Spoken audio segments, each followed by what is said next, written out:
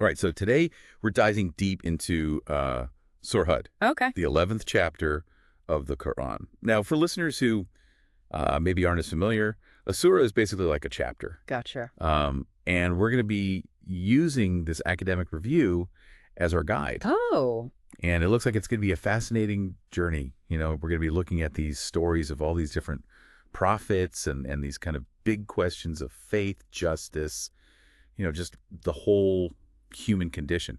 So let's get into it.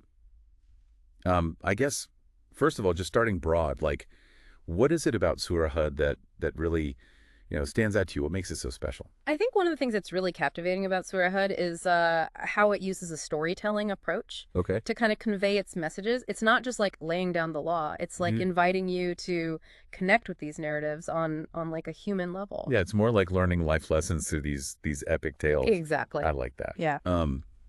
The outline here mentions, you know, a bunch of prophets like Noah, Hud, Salih, Abraham, Lot, Shuaib, Moses, and they all lived in different times and places, right?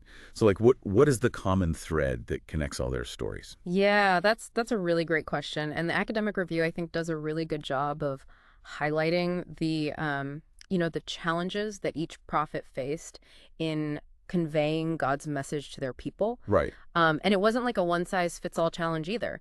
Each community had its own kind of weaknesses that the prophets had to address. That's interesting. For instance, Noah's people, they valued intellect and reason over faith. Oh, okay. So they mocked his message as being, illogical or superstitious. So it was like more of a philosophical clash Exact. versus just, straight up disobedience. Right. Interesting. Whereas like Abraham, his community worshipped idols. And that led to, the famous trial by fire. And so the surah really emphasizes how those like unique circumstances really shaped the prophet's struggles. Wow, I never thought of it that way. Like each prophet's trial was kind of like almost tailor-made to challenge the specific beliefs of their people. Yeah. That adds like a whole nother layer to these stories. Absolutely. That's pretty cool. Yeah. But what about the responses? Like, were the prophets, were they all accepted with open arms? Definitely not. The surah portrays like a wide range of responses. Okay. Some communities, even though they were like initially resistant, they eventually came around to the prophet's teachings. Okay. Others, they completely rejected the message, even when they were presented with, clear signs and miracles. Right.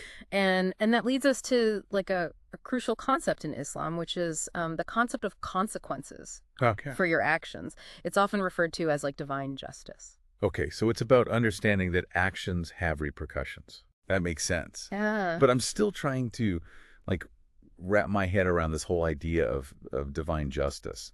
Can you like help me understand it better? Sure. I think a good analogy is to think of it like planting a seed. All right. If you sow good deeds, you're going to reap positive consequences. Right. But if you sow bad deeds, there will be negative repercussions. And Surah Hud, it's not just about punishment. Right. It's about the natural order of things. It's like cause and effect. The surah illustrates this through like these vivid examples of communities that face the consequences of their choices. Right. And it highlights that, every action, whether it's good or bad, has a corresponding outcome. So, we were talking earlier about the challenges that the prophets faced and their perseverance in the face of all this adversity. Right. And you mentioned prayer as a source of comfort for them, but some might say, well, these prophets, they were chosen by God, so their faith was kind of like a given. So how does Surah Hud address the struggles of, just ordinary believers who maybe don't have that same level of certainty? Yeah, that's a really perceptive observation. And I think one of the things that the surah does so well is it doesn't portray the prophets as like superhuman. Right. They experience fear, they experience doubt, moments of despair, just like anyone else. Yeah, they're human. Exactly. Exactly. Yeah. And they turn to prayer not as like a guarantee, but as a source of strength and solace. And the surah emphasizes that, that connection with the divine through prayer is open to everyone, not just like these chosen prophets. That's a really encouraging perspective. Yeah. So while the surah, doesn't shy away from consequences, right, it also offers these inspiring examples of how faith can help us overcome, whatever challenges we're facing. These stories are full of trials and tribulations, yet these prophets never seem to give up. Exactly. Their perseverance is truly remarkable. Noah spent years building the ark, Right. enduring ridicule and disbelief. Abraham faced the fire and remained steadfast in his belief in one God. And so these prophets, they exemplify resilience in the face of adversity. Mhm. And they teach us that, even when things get tough, holding on to faith can be a powerful source of strength. Yeah, it's funny reading about Noah, you know, building the ark, when everyone laughed at him. It reminds me of that time when I tried to convince my friends to, well, let's just say it didn't go as planned. But, it makes you think about how to apply that kind of, unwavering faith to your own life. Absolutely. I Yeah. think the prophets' stories, they're not just like ancient tales. Right. They offer like these timeless lessons in resilience and faith that we can all draw inspiration from. Definitely.